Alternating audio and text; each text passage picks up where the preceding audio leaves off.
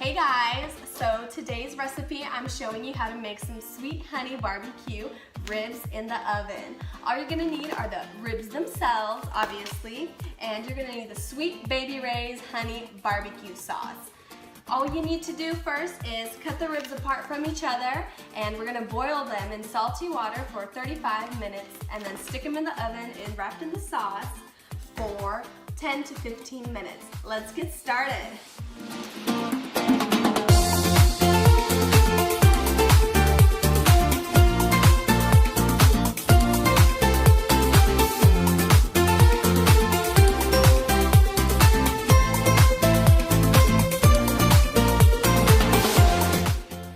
Alrighty guys, so the ribs are done boiling and we're just gonna toss them in the sauce and put them in the oven for 10 to 15 minutes.